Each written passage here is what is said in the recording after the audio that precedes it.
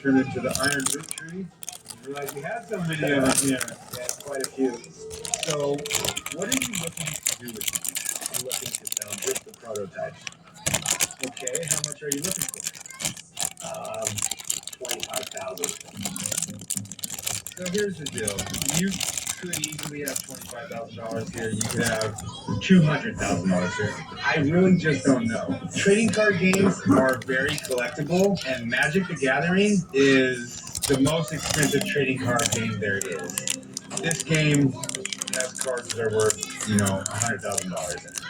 I just don't know what this is worth. So this is something I would like to get checked out by my expert. So what I think I'm going to do is grab your number from you. I'm going to need a couple days and see if I can set up a meeting with someone who actually knows about these. And then from there we can talk about a price. What do you think? Okay. Yeah, that could work. Sounds good. Meet you over there. Unfortunately, we weren't able to make a deal today, but I'm willing to wait and see what could happen. I know that these cards are worth something, so hopefully patience will be a virtue. Hey, Sean. How you been? I'm good. Here's my boss, Rick. Rick, how are you? You have a store that just sells cards for these games? That's it. It's a huge market. They get some chum's money here and there. Hey, here's my guy right now. Harrison, how you doing? Good. Come on back here. Excited to see what you got. So, Put some gloves on for these. these are the prototype cards I was telling you about. So what you guys have here, these are the Gamma playtest cards. The Gamma playtest cards. Yeah. So basically, this is the first set of playtest cards that resembles A 3% IIA match for Brotherhood Gold. The reckoning has commenced.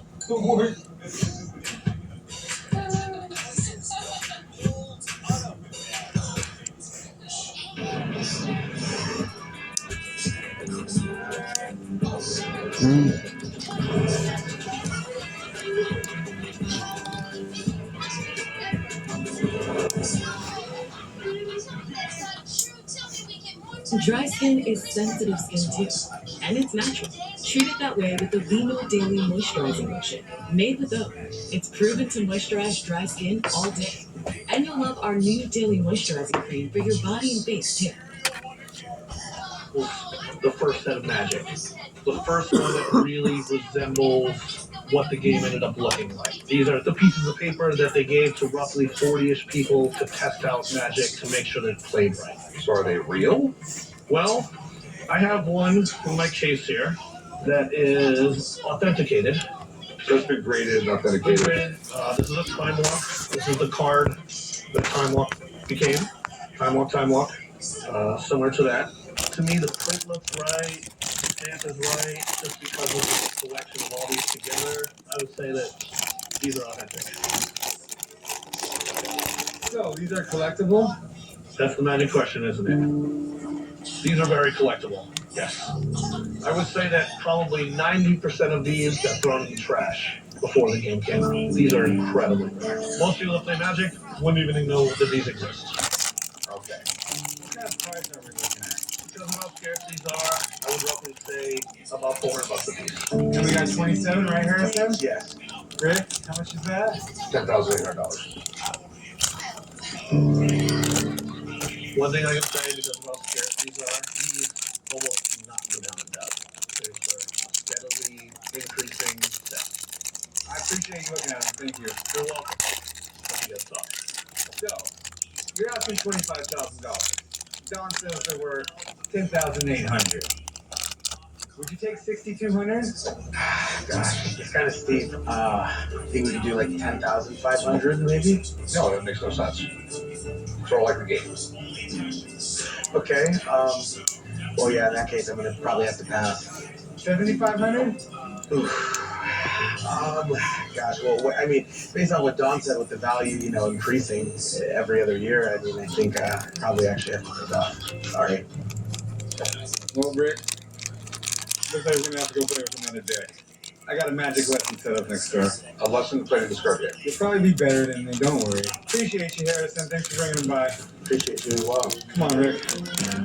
There wasn't any Magic happening here today, so I'm just going to gather up my cards and head home. Tell me what we got here. It's a samurai sword that my grandfather gave me. Said he took it off a soldier on Okinawa in World War II. Okay. you mind if I take a look at the blade? Have at it. It's your sword. I'm gonna let you open it. These things tend to cut people. I'm looking to sell my samurai sword from World War II. The sword has sentimental value because my grandfather gave it to me when he passed on. If it's worth a life-changing amount of money, the sentimentality might go away a little bit, but we'll, I guess, cross that bridge when we come to it. This is definitely good. Little cat, will you go? People just don't realize about these things is that the soldier in World War II could have had one of these on him, and he very well might not have even known he was 700 years old. And the reason that is because they were typically a long-standing family heirloom. You know, you would go to war and you'd go get the family sword from mom's house, grandma's house, grandpa's house, whatever. And they were made so perfect the first time that they never really needed to evolve. It wasn't like Europeans with the broadsword, the dagger. No, this is all they needed to work just fine. You ever had anybody take a look at it or anything like that? I haven't. Okay, I've purchased these swords for $300. I've purchased these swords for $300,000. And there's swords out there that are worth $3 million. But they're really kind of hard to figure out. At the end of the day, the only way to actually date this sword and find out more about it is to take the handle off and look at the tang, which is the part of the blade that extends into the handle. And there's going to be a major stamp that says how old this thing is. But I don't speak Japanese. Me neither, so But I have a guy that does. Do you mind if I bring him in? absolutely not. That'd be great. All right, well, hang out. I'll be back to look, okay? Hoping the expert is just that and can tell me the history and what it's worth. Hey, what's up, Corey? I only call you for one reason, right? Always the same, right? Now, let's see what you got. So, with your permission, I'd like to take it apart to see what's inside. Absolutely. So Japanese swords are held in with basically only a little pin will hold the entire blade. Wow. Don't try this at home.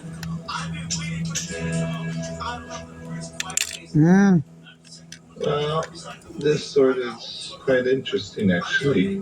Doesn't bear the date, but because of the lack of rust on the tang, and it has a piece of lacquer here showing like an arsenal clearance. It is a sword manufactured during World War II for the war effort. A lot of those swords that were made during that time were machine made. They would have a little stamp, like a show stamp or a seki stamp. But when they don't have a stamp, they would be handmade. In this case, this bears no stamp, and the signature is of a smith called Kaneshige.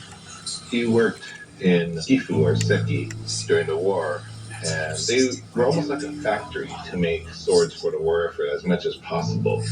But once in a while, they did make one the traditional way. Little cat, go. So, Mike, what do you think it's worth? So, because of the condition and the fact that it's a handmade blade, I'd say $2,000 would be a fair price. All right. Well, Mike, I appreciate you coming down. I'll see you later. Take care. Thank you. Thank you. All right, well, I'll give you 1,000. Sound good to you? Well, I was hoping I would have one of those rare ones that was worth 100 grand. That might change my life, but a lot of sentimental value here in this sword. I think I'm just gonna keep it. All right. Well, if you change your mind, I'll be here, okay? All right, appreciate it. I guess I'm not real disappointed I didn't sell the sword because I do really love it. And the money for me isn't life-changing. And so I think we'll be happy to have it up, place it on there on the